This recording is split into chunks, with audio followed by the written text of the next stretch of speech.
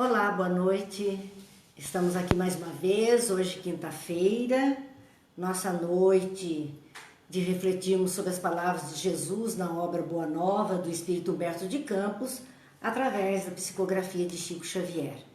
E assim, meus amigos que já estão chegando aqui conosco, participando também desse encontro que encerra até a nossa semana de reflexões, nós agradecemos muito a presença do Gil, da Sandra, que já estão se posicionando, Vera, Rosângela, Laura.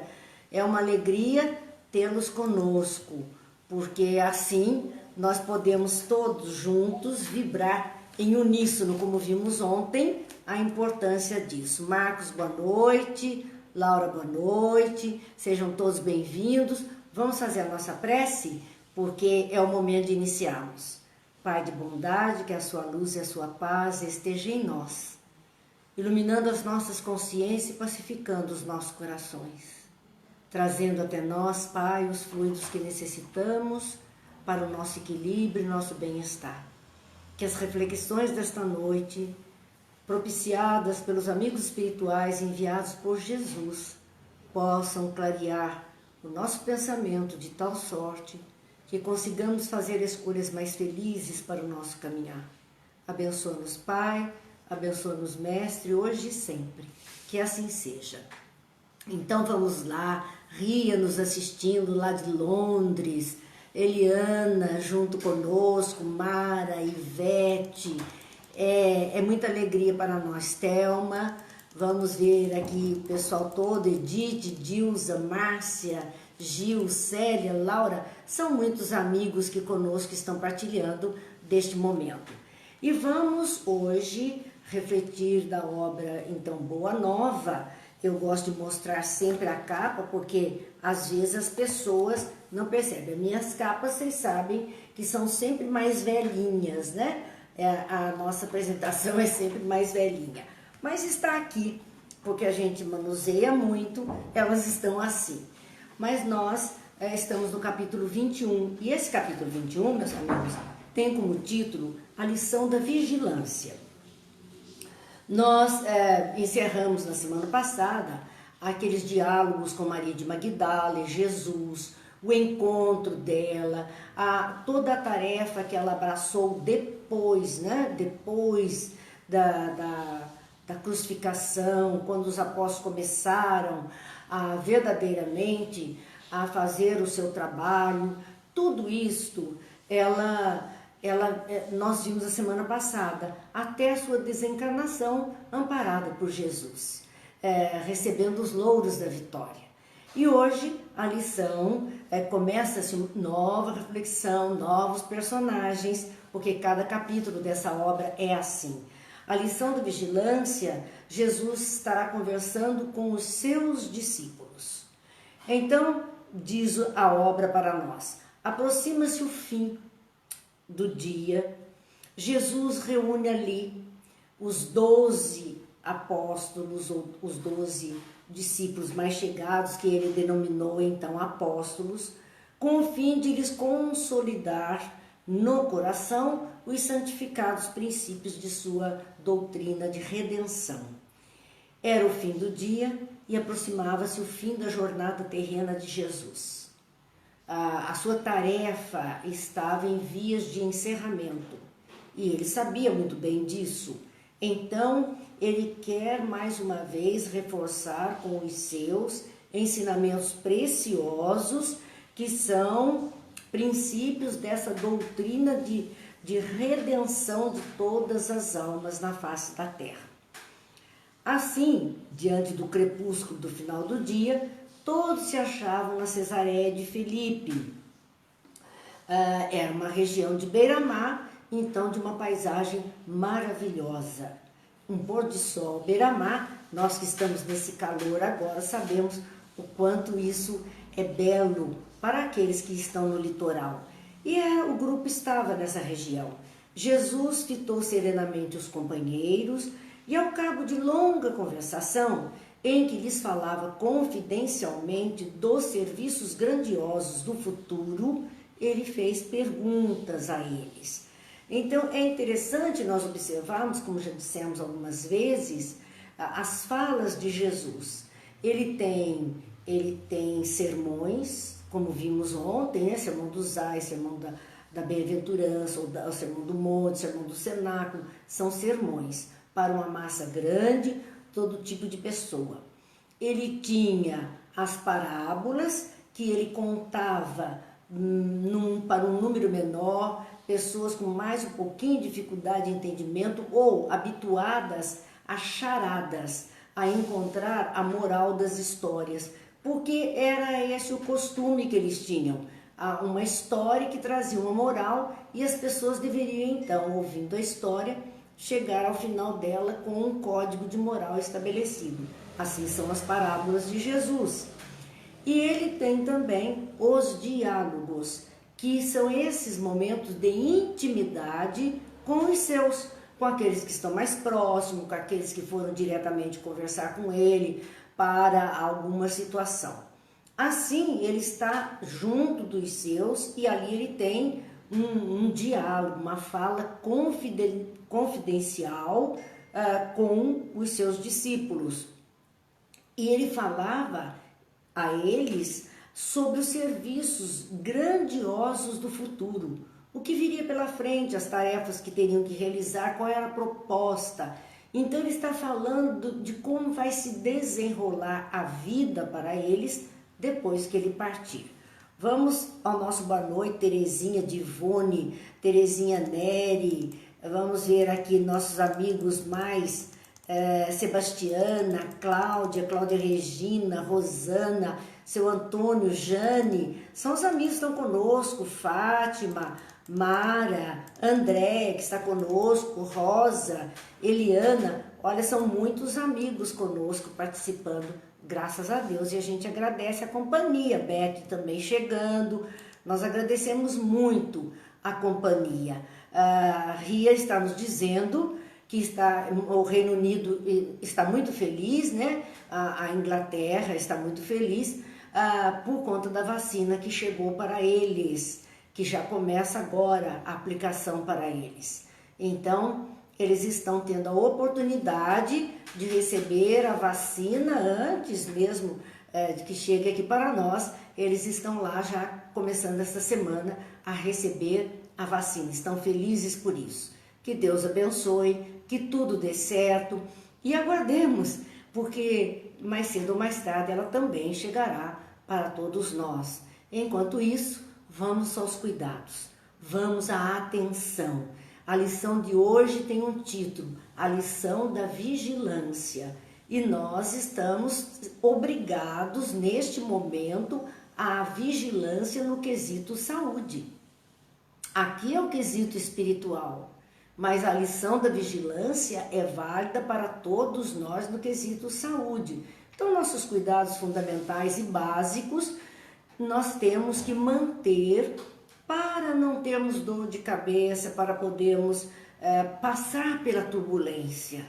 Isso me faz tanto lembrar o momento da tempestade, quando aqueles discípulos de Jesus, acostumados à presença dele, saber da força dele sobre tudo e todos, se desesperam, e homens acostumados a tempestades na água, no mar, eram pescadores.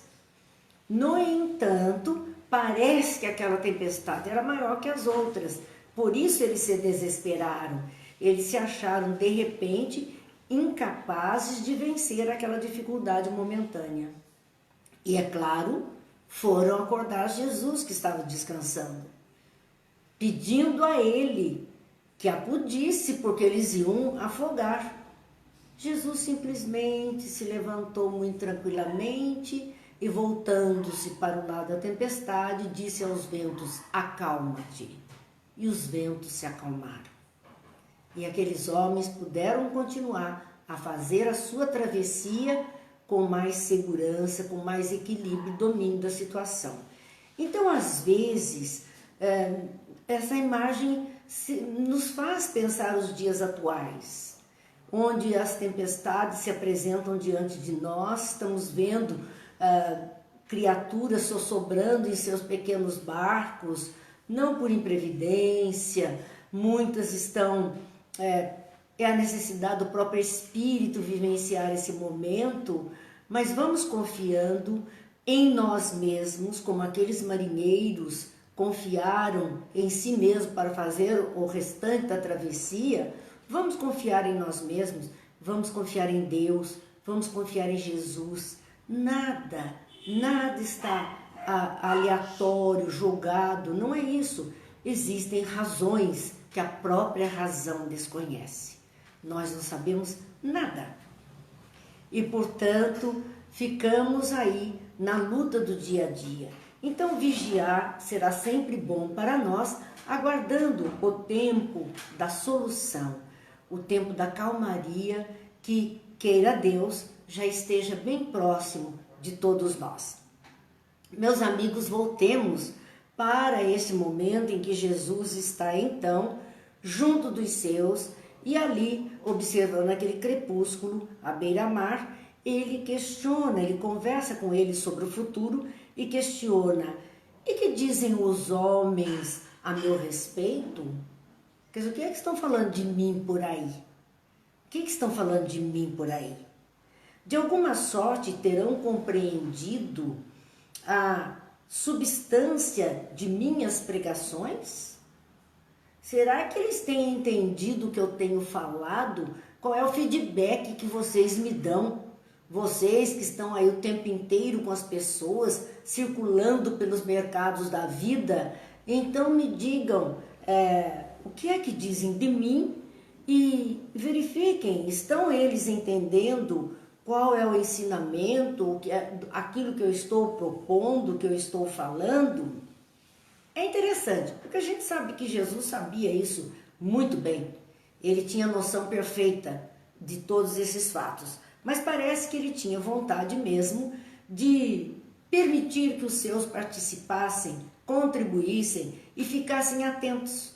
Porque para responder essas perguntas que nos parecem simples, era preciso que estes homens tivessem no meio da multidão, ligado às anteninhas, no foco Jesus e não fora dele. Porque só responderia o que pensam dele aqueles que ouviram falar de Jesus e antenaram. Os outros que ficaram olhando o mercado de peixes não perceberam. Se alguém tinha aprendido o ensino, seria só para aquele que, conversando sobre o ensino, tivesse então observado que as pessoas comentavam algo. Então é interessante porque ele, querendo que eles contribuíssem de alguma forma, respondendo às suas perguntas, no fundo ele está incentivando a que eles vão à frente de trabalho, vão à luta, estejam no meio do povo, porém atentos à tarefa que cada um está recebendo. É muito interessante a pedagogia que Jesus usa para tudo isso. Assim, ele faz essa pergunta: que diz a meu respeito? E João responde ali: seus amigos o tinham na conta de Elias. Os amigos de João entendiam que Jesus era Elias, o antigo profeta do povo judeu. Nós vamos ao Antigo Testamento e temos lá Elias, a citação de Elias. E ele diz assim, que os amigos pensavam que Jesus era Elias, que regressara ao cenário do mundo depois de se haver elevado ao céu num carro flamejante. Porque a Bíblia no Antigo Testamento relata que Elias foi arrebatado por um carro de fogo que veio dos céus e o levou. Então, assim Elias saiu de cena. Quer dizer, ninguém nunca encontrou o corpo de Elias, ninguém nunca soube dele. Era um profeta, era um homem bastante severo. E ele então disse assim, olha, eles dizem que o Senhor é o Elias que voltou ao cenário do mundo, depois de ter sido levado por um carro de fogo. O interessante nisso é nós pensarmos como essas pessoas sabiam da reencarnação, embora não houvesse esta palavra para identificar o fenômeno. Não havia a palavra reencarnação, mas eles falam em voltar. E interessante, nós vamos observar que Jesus não tinha a mesma aparência de Elias. Ele estava com uma aparência diferente. Se fosse Elias de volta, estaria com uma outra aparência. O que é que fazia pensar em ser ele, o profeta Elias que voltou? O que ele realizava, o seu comportamento, os seus ensinos. Ele estava como um profeta com atitudes, pensamentos e palavras muito próximas do discurso de Elias. Então, por conta disso, eles falam, mas vejam que nesta frase está embutido e muito claro para todos nós a ideia da voltar a viver. Porque eles são taxativos. Alguns dizem que és Elias que regressara ao cenário do mundo depois de haver elevado ao céu num carro flamejante.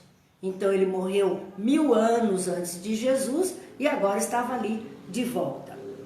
Simão, o Zelote, porque eles estavam todos juntos, diz então a Jesus que os habitantes de Tiberíades, que eram uma daquelas regiões em torno do lago de Genezaré, que os habitantes de Tiberíades acreditavam ser o mestre, o mesmo João Batista ressuscitado.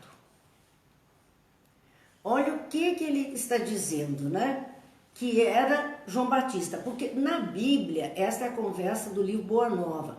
Na Bíblia, Jesus pergunta, quem dizem que eu sou? E a Bíblia relata, uns dizem que és Elias, o outro que és João Batista. E ele diz, Elias já veio e eles não perceberam, referindo-se a João Batista, reforçando que João Batista era a própria reencarnação de Elias e eles não tinham percebido. Mas muitos achavam que Jesus era a reencarnação, então, de João Batista. João Batista era contemporâneo de Jesus, era primo dele, era 6 meses mais velho que ele, quer dizer, não podia ser isto, né? Não tinha como ser essa situação. Então ele disse assim que João Batista ressuscitou. João Batista teria voltado à vida no corpo de Jesus. Tiago, então, diz que os judeus da sinagoga presumiam no Senhor o profeta Jeremias, porque lá na Bíblia está Elias, Jeremias ou alguns dos profetas. Então, quem pensava, quem analisava Jesus pelo seu jeito de ser, de falar e aquilo que ele pregava, associava a Jeremias. Mas em todos esses casos, a gente está vendo a ideia da reencarnação muito clara, né? A ideia de voltar à vida, voltar do mundo dos mortos em outra formatação, em outra aparência, mas voltar à vida e continuar o trabalho, porque tanto Elias como Jeremias, como João Batista eram pregadores, eram aqueles que traziam os ensinamentos, o que Jesus também estava fazendo. Isso é um conforto para nós, sabemos que podemos retornar continuando o trabalho de onde nós paramos. Eu acho muito prazeroso podermos fazer assim, nos prepararmos um pouquinho melhor, reencarnarmos e darmos sequência. Porque na nossa vida de espíritos não existe ato, não existe solução de continuidade, é ato contínuo o existir. Não há secção, não há ruptura. Tudo faz parte de um mesmo existir. Reencarnar, desencarnar, reencarnar de novo, desencarnar, aprender, fazer e seguir adiante. Então tudo faz parte de uma mesma situação. Não há parada, a vida segue. Não importa em que plano estejamos, a vida segue, a nossa vida segue. Então, continuando aqui, não dissemos boa noite para a Tânia, para o Gil, para o Silvio, Ana Clara, a Silvia, né? Não dissemos ainda boa noite. O Gil perguntando se travou, aqui não, aqui está tudo bem. A Mara diz que para ela também não, que está tudo bem. mas são aquelas coisinhas da internet que nós já estamos até habituados a que aconteça. Então, nesta conversa, onde há suposições sobre quem seja verdadeiramente Jesus, ele diz assim: os homens se dividem nas suas opiniões, mas vós que tendes comungado comigo a todos os instantes, quem dizeis que eu sou? Quer dizer, os outros não me conhecem tão de perto, os outros não convivem comigo, então eles se dividem, um grupo acha que é esse, outro grupo acha aquilo, outro grupo acha um bando de achólogo, que nós estamos cansados também de ver suposições. A pergunta agora é direta, mas e vocês que estão comigo todo o tempo, estão muito próximos de mim, quem dizem vocês que eu sou? Vocês que me veem a cada instante, os meus atos, o meu pensamento, o meu jeito de ser. Vocês, o que é que vocês acham? Quem vocês acham que eu sou? Diante dessa pergunta, os apóstolos ficaram perplexos, sem saber bem o que é que eles iam responder. Eles não tinham prestado atenção a isso, não tinham percebido isso. Então, Simão Pedro, naquele instante, ele diz assim, porque ele foi envolvido naquele instante por uma energia fantástica, uma energia superior, o que significa que ele teve um momento de inspiração, que é um tipo de mediunidade. A inspiração é um tipo de mediunidade. Então, naquele momento, Pedro foi inspirado pelos espíritos superiores, pelo mais alto, e ele responde a Jesus: tu és o Cristo, o Salvador, o Filho de Deus vivo. Vejam que coisa fantástica que Pedro diz. Ele não compara Jesus com ninguém já conhecido, ninguém que tenha passado pela terra, nenhum profeta que fosse da tradição que eles admitiam poder reencarnar, mas ele dizia que não, que Jesus não tinha vínculo com esse tipo. Ele dizia assim: tu és o Cristo. E o Cristo, a palavra Cristo significa o iluminado, o que vem da luz. Então ele está dizendo que Jesus não era um espírito terreno, com idas e vindas, entre desencarnações e reencarnações. Ele está dizendo que ele é um espírito superior, de planos iluminados, que veio a nós.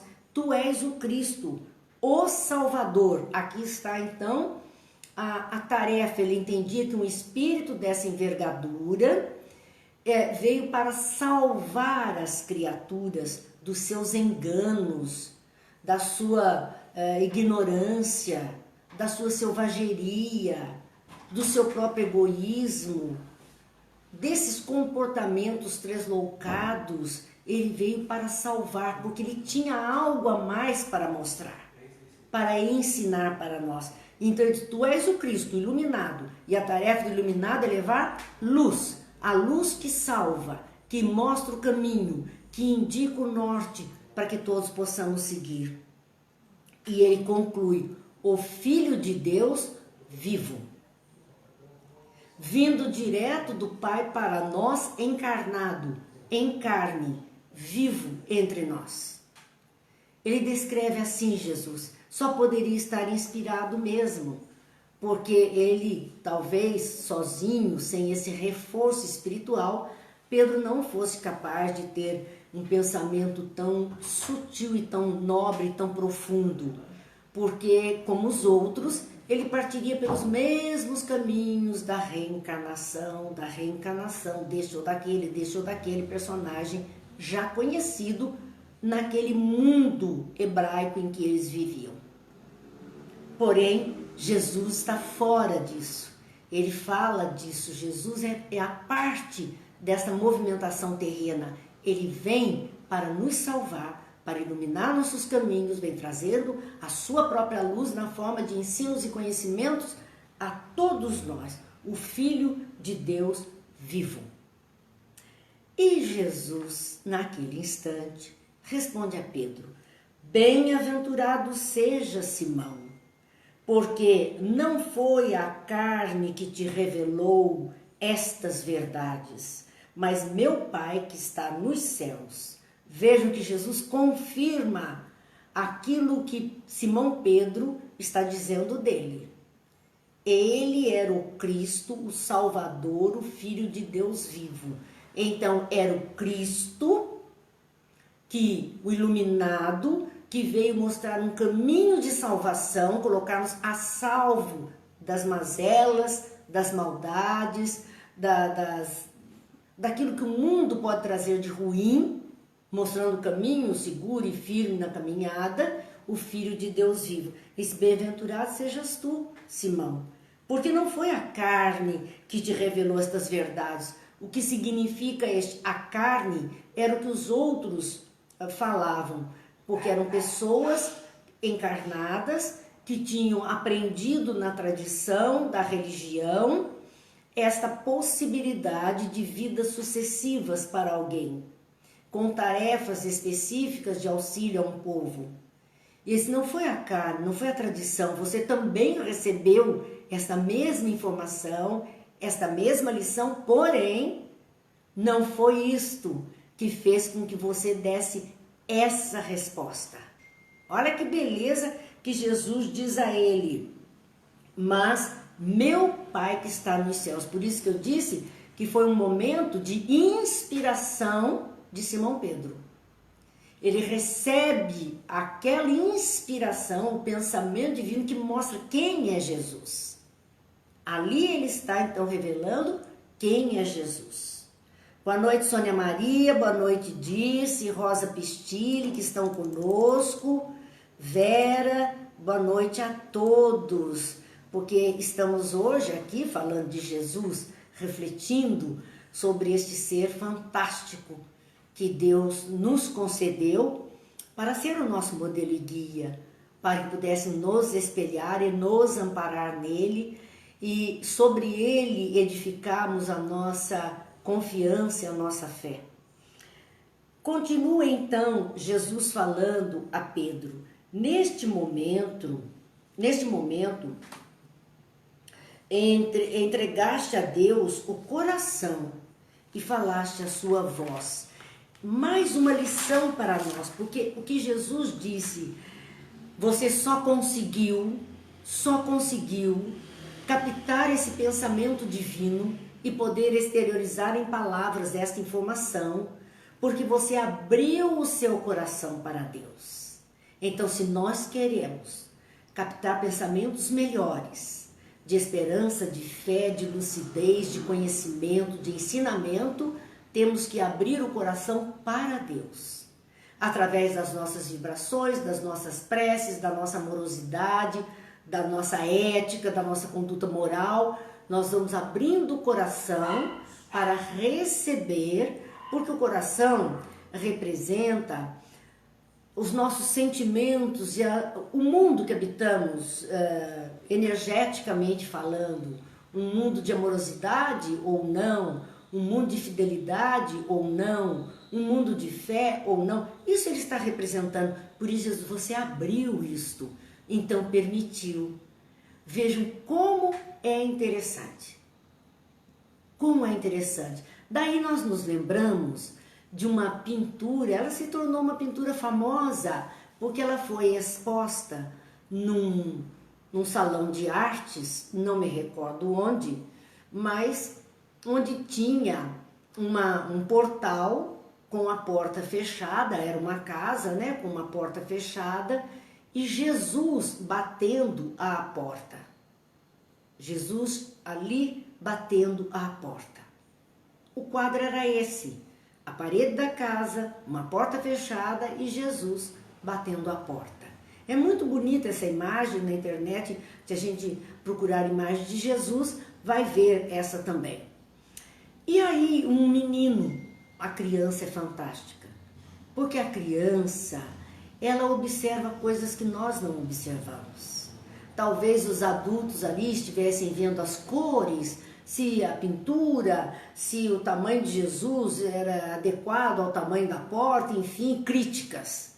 Nós vemos com olhos de críticas. E a criança vê com olhos de observação em detalhes. Então a criança disse assim: nossa, gozado, essa porta não tem fechadura, não tem maçaneta. Quer dizer, Jesus não poderia abrir a porta. Ele tem que bater, porque aquela porta não tem fechadura. E aí todo mundo se voltou para olhar o quadro com mais atenção e verdadeiramente perceberam que o pintor que fez essa obra não colocou naquela porta uma maçaneta, uma fechadura, para que Jesus pudesse entrar. E o menino disse: é porque Jesus bate, mas quem tem que abrir a porta somos nós para que ele entre. É uma lição fantástica, porque é isso que Jesus está dizendo a Pedro. Pedro abriu a porta do coração, e por isso ele pôde receber. Então somos nós. Jesus está o tempo inteiro próximo de nós, batendo, chamando, disposto a nos ajudar, mas nós temos resistência em abrir essa porta, em buscar o seu contato, em termos momentos de reflexão, de pensamentos mais cristianizados, para que ele possa adentrar todo o nosso ser com essas suas energias, com a sua possibilidade. Vamos voltar à barca da tempestade que comentamos. Jesus estava ali, o barco chacoalhando feito louco, ia virar a qualquer momento no meio da tempestade. Será que Jesus não acordou e não poderia sozinho ter levantado e disse: ó, mar, acalma, vento, pare e vamos seguir viagem? Ele não fez. Ele esperou que aqueles homens esgotassem as suas possibilidades humanas e materiais e se lembrassem que ele estava ali e fossem pedir a sua ajuda. Então, ele se disponibiliza, mas ele precisa que a gente se aproxime, que a gente peça, que a gente esteja. Às vezes, nós pedimos sim, e pedimos de coração, e nem sempre a resposta é aquela que a gente gostaria. E aí a gente diz: mas ele não me ouviu, não me ouviu. E aí nós vamos lembrar aquela outra historinha. Lembram-se do bordado de Deus? Vamos rememorar essa história. Aquela mulher sentava-se todas as tardes, depois das tarefas do lar realizadas, e ali ela pegava um punhado de novelos de linhas coloridas, pegava um pano branco onde ela estava bordando alguma coisa. Seu filho era pequeno e ficava brincando embaixo da mesa, brincando com seus carrinhos, e vez ou outra ele levantava os olhos e via então o avesso do pano que a mãe estava bordando. Linha para lá, nó de linha para cá e tal, e o menino disse assim: não entendo o que a senhora está fazendo. Eu vejo tantas linhas aqui cruzadas, tem linhas escuras, linhas claras, linhas coloridas, mas eu não entendo nada porque está tudo embramado aqui. Eu não consigo saber o que é. E a mãe disse a ele assim: calma, você vai poder ver o que é. Um dia ela terminou o trabalho e ela então chamou-o e disse a ele: venha cá, não quero que você olhe aí de baixo, levante-se, venha aqui do meu lado e agora olhe o desenho que eu estava bordando. E o menino ficou encantado, porque era uma fazendinha com passarinhos, com galinhas, com um punhado de bichinhos que ela tinha bordado perfeitos. Era uma pintura o bordado que ela fez. Nossa mamãe, que lindo! Quando eu vi tudo aquilo embaralhado, eu não sabia que era algo tão bonito que estava acontecendo. E aí ela fala a ele: Deus é assim. Nós olhamos para as coisas e vemos tudo embaralhado. E vemos as linhas cruzadas, vemos os nós da vida, vemos as dificuldades, não conseguimos perceber o que é que está acontecendo, o que vai resultar de tudo isso. Mas quando Ele nos convida, fique em pé. Não olhe mais de baixo para cima. Levante-se, ponha-se ao meu lado e agora olhe, você vai ver a obra divina, linda, maravilhosa, que Ele está fazendo para nós. Nós temos que confiar. Razões existem. Não foi Jesus quem disse, não cai uma folha da árvore sem que Deus queira? Ou seja, cumprindo a lei de Deus, com o seu tempo de vitalidade, contributo para aquele vegetal, para a fotossíntese, onde as criaturas iriam observar mais, para depois, cumprido o seu papel, ela poder cair. Nossa vida é assim. Cumprimos o papel. Contribuímos com aqueles que estão conosco, que Deus nos ajude, que a nossa contribuição seja saudável e boa para todos. E depois, cumprida a nossa parte, é hora de fenecer aqui na esfera terrena para simplesmente evoluirmos, para podermos ir adiante com as outras criaturas, seguir a vida, dar lugar para novas folhinhas naquela árvore, para que tudo continue em função do melhor para todos. Então, meus amigos, a gente busca essas histórias e relembra delas, né? Porque são histórias tão antigas, mas elas nos marcaram de alguma forma, senão não estariam no acervo da nossa memória por tantos anos, porque elas têm uma representatividade grande nisso tudo que nós estamos conversando. Assim, ele então diz a Pedro, naquele instante, bendito sejas, pois começas a edificar no Espírito a fonte da fé viva. Porque Pedro abriu o seu coração, porque Pedro conseguiu receber aquelas intuições para trazer o ensino necessário, para trazer a palavra adequada. Pedro se mostrou acima do nível mental e espiritual dos seus companheiros. Por isso ele diz, bendito sejas você, pois começas agora que subiu um pouquinho, sabe? Levanta, fica em pé aqui do meu lado, não fique olhando o bordado de baixo para cima, vem olhar junto comigo. Então, eles depois começam a edificar no Espírito a fonte da fé viva. A fé viva é uma edificação, é uma construção que nós vamos colocando dia a dia do nosso existir. Nós vamos alimentando tijolinho a tijolinho com a maturidade espiritual.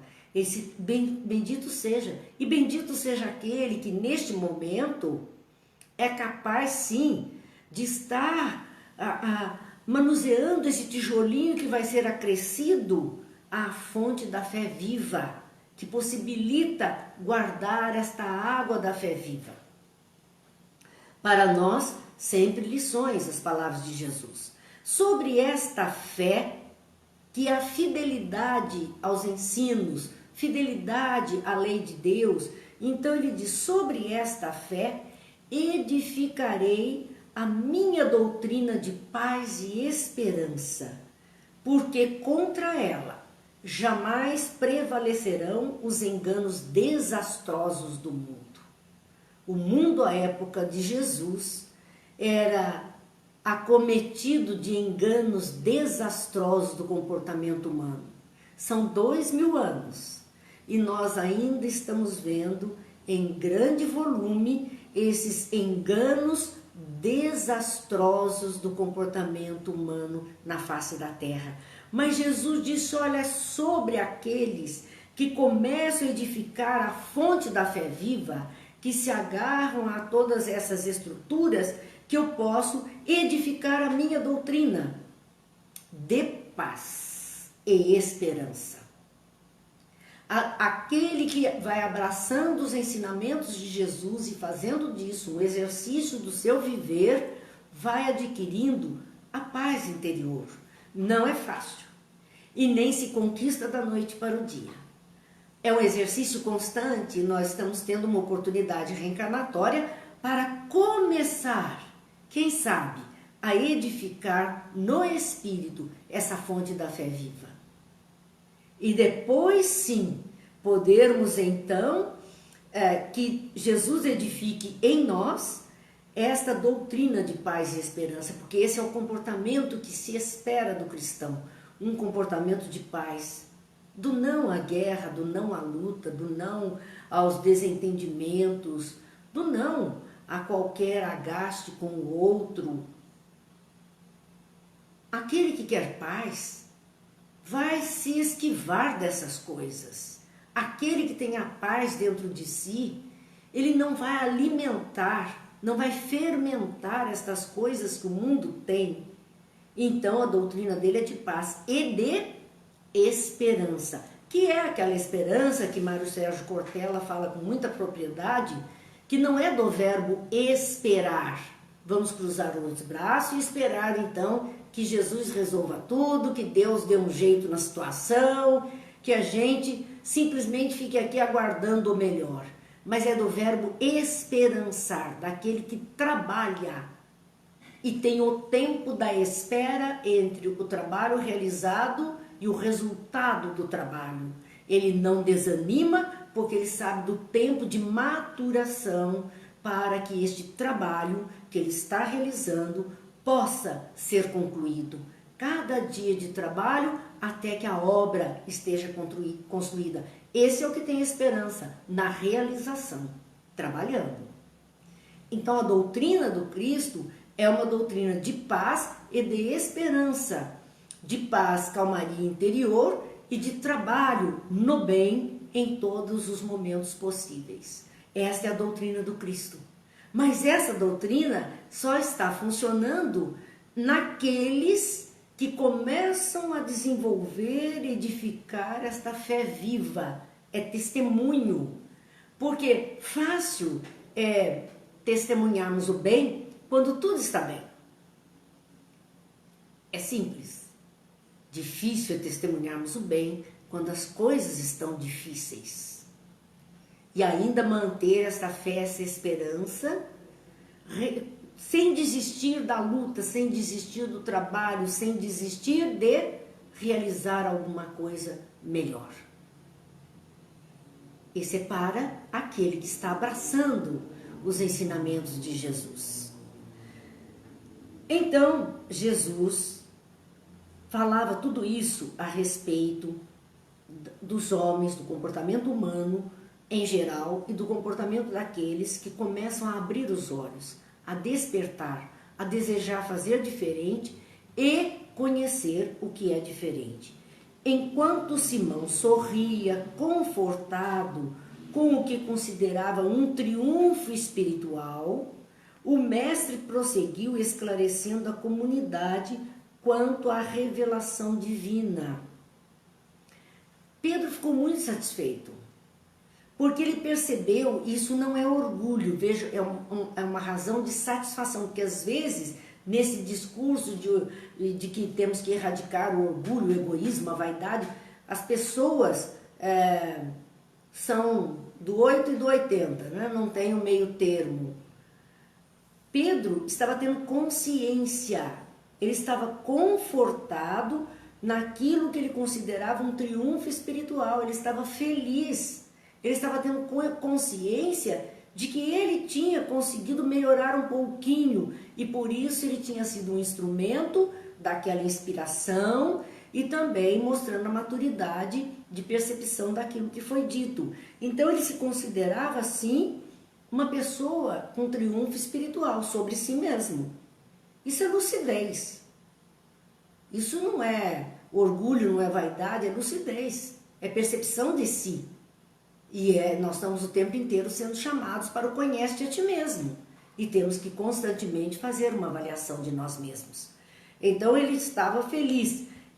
E o mestre continuou falando, foi esclarecendo agora a comunidade, todos os seus que estavam ali. Não mais vinculado apenas a Pedro, mas a todos que ali se encontravam. quanto à revelação divina. Porque ele trouxe uma revelação da lei de Deus para nós. A cada período há uma grande revelação divina que está sendo revelada etapa a etapa. Não houve uma revelação estrondosa. A revelação de Deus está vindo para a humanidade de etapa em etapa, conforme nós conseguimos compreender, conforme nós conseguimos aceitar como lógico. À medida que aceitamos mais alguma coisa, compreendemos mais alguma coisa, experimentamos essa coisa, vivenciamos essas coisas até que ela se esgote de tanto praticá-la, nova revelação se fará.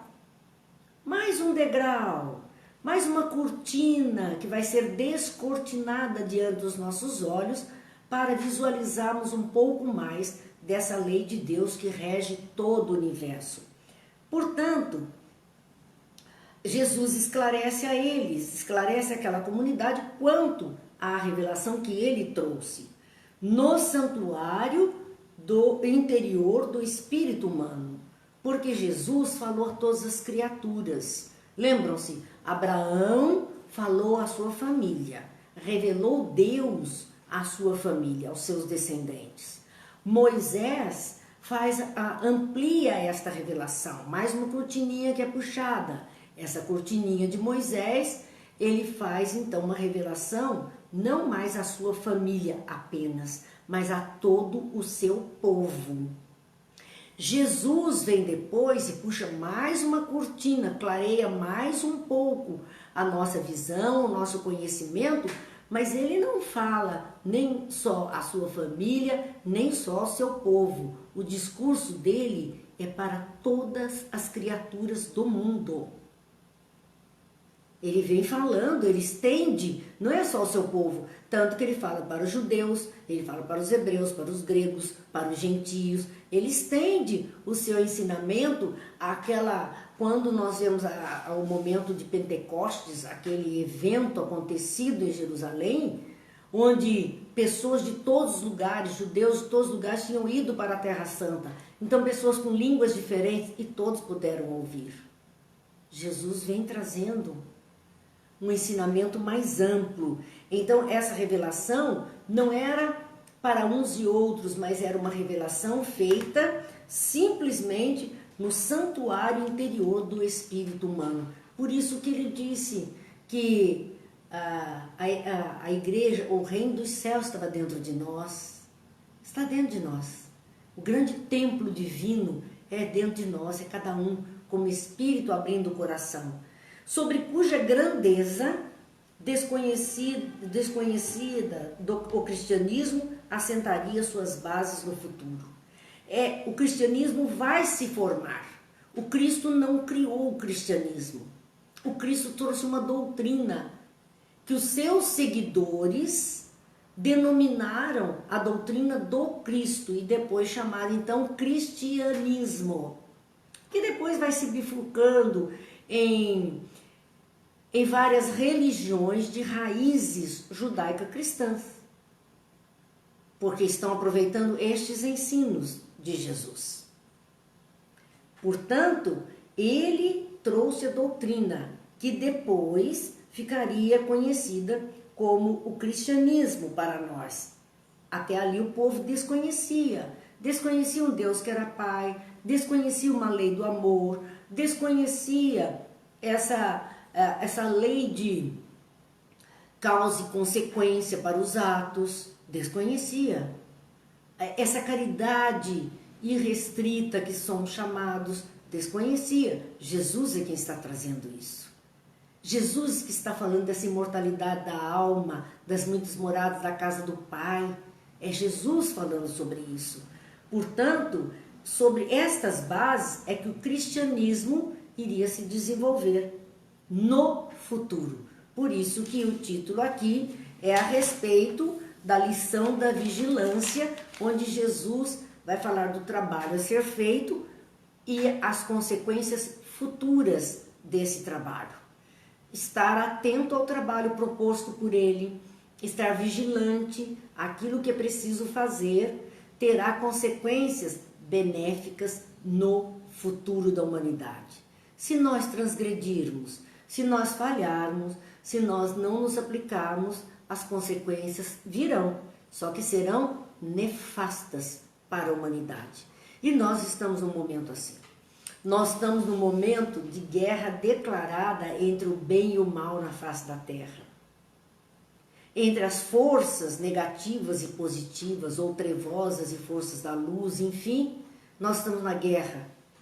Na guerra com tudo isso que a humanidade conhece e que alguns ainda insistem em alimentar, e aquilo que a humanidade pode ter de leveza do ser, que muitos estão lutando para o melhor, mas é uma guerra declarada.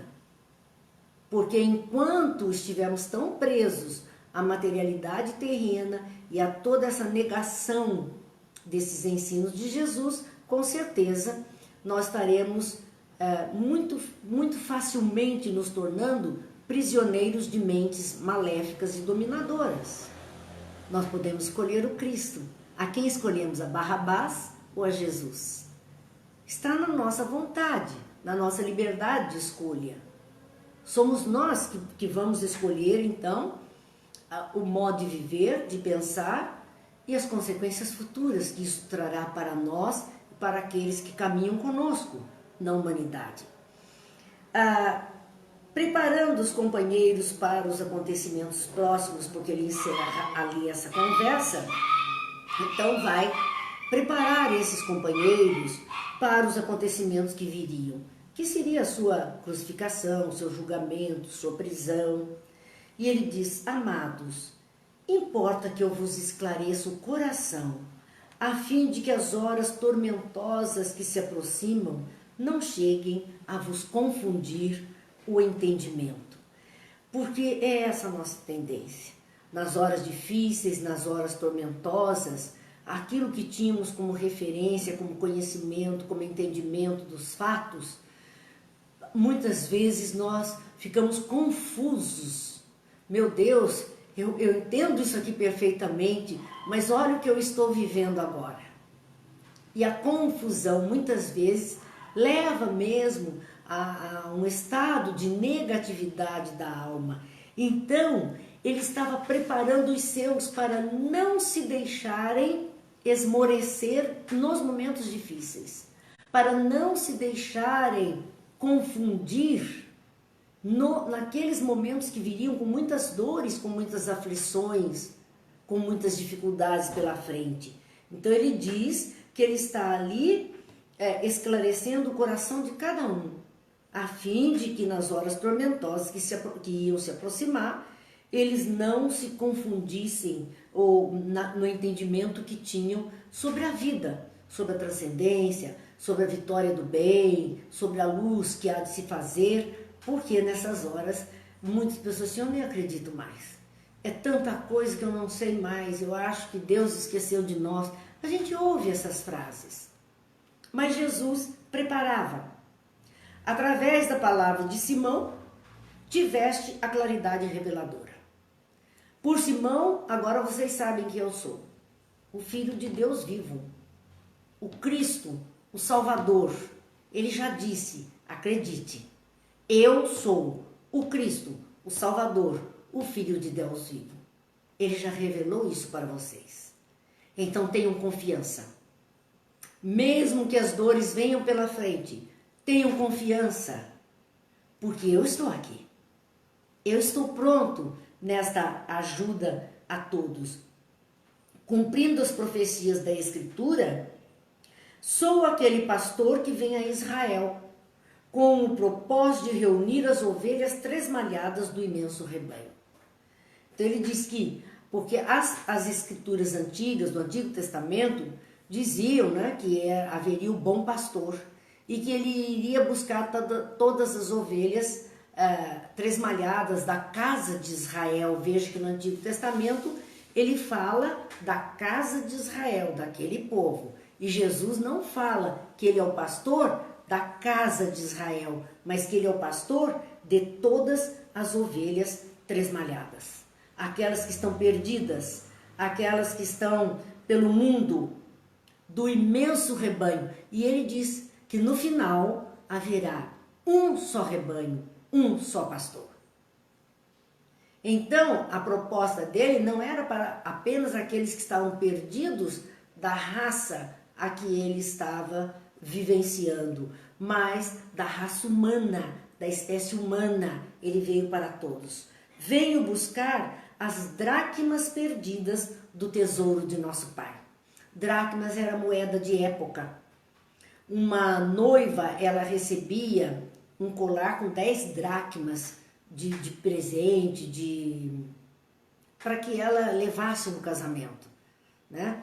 E ali, quando uma mulher, então, perdia uma dracma, ela ficava doida, porque o valor era uma coisa muito alta. E ela procurava de todas as formas, em todos os vãos, em todos os cantos da casa, onde estava aquela moeda que era parte do seu dote.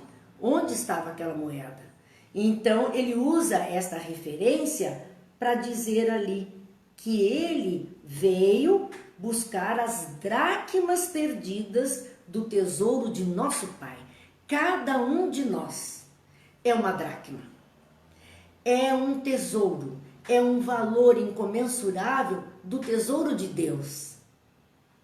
É algo de um valor extremo e Jesus veio para recolher todas as dracmas perdidas, todos os valores do tesouro de Deus que estão esparramados pelo mundo. Ele veio para juntar. Meus amigos, nossa hora se esgotou rapidamente. Então, nós vamos ter que encerrar por aqui a nossa conversa desta noite. Continuaremos, claro, nesse mesmo capítulo, se Deus quiser, assim nos permitir, na próxima quinta-feira. Nós continuaremos a ver esses ensinos de Jesus, chamando a nossa atenção, a nossa consciência. E como nós fizemos a semana passada, nós estamos no mês, né, que relembra o nascimento de Jesus, hoje dia 3 de dezembro. A semana passada nós encerramos com um poema à Mãe Santíssima, porque é ela que deu a oportunidade biológica de Jesus estar conosco. Mas hoje nós queremos iniciar uma série. Nós estamos usando o livro A Luz da Oração, de Chico Xavier e Espíritos Diversos, e há várias preces muito bonitas, poemas muito bonitos, que nós queremos então deixar aqui, e assim pretendemos fazer nesta temporada que antecede o Natal. Chama-se Prece do Natal, e nós não vamos ler por inteira, mas tiramos alguns trechos que achamos belíssimos e que diz assim: Senhor Jesus, recordo-te a vinda quando te exaltaste na manjedoura por luz nas trevas. Vimos pedir-te a bênção. Releva-nos se muitos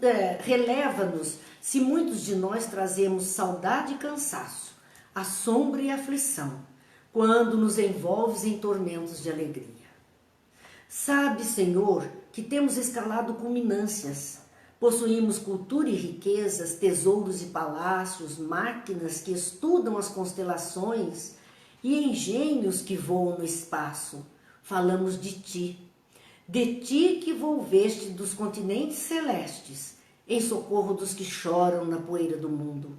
No tope dos altos edifícios, em que amontoamos conforto sem coragem de estender os braços aos companheiros que recolhias do chão. Nunca tivemos, como agora, tanta abastança e tanta penúria, tanta inteligência e tanta discórdia, tanto contraste doloroso, mestre, tão só por olvidarmos que ninguém é feliz sem a felicidade dos outros. Desprezamos a sinceridade e caímos na ilusão. Estamos ricos de ciência e pobres de amor. É por isso que, em te lembrando a humildade, nós te rogamos para que nos perdoes e ames ainda. Se algo podemos suplicar, além disso, desculpa o nada que te ofertamos, em troca do tudo que nos dás e faze-nos mais simples. Enquanto o Natal renova, restaurando-nos a esperança, derrama o bálsamo da tua bondade sobre as nossas preces e deixa, Senhor, que venhamos a ouvir de novo, entre lágrimas de júbilo, que nos vertem da alma a sublime canção com que os céus te glorificam, o berço de palha ao clarão das estrelas. Glória a Deus nas alturas, paz na terra e boa vontade para com todos os homens. Que Deus nos abençoe, que Jesus nos ilumine, que a paz esteja em nós, que a luz se faça em todos os lares e que o sossego, o conforto, a confiança redobrem em nossas almas. Muita paz, muita luz e até a semana que vem, se Deus assim nos permitir, segunda-feira, 20 horas, estaremos de volta. Que Deus abençoe a todos.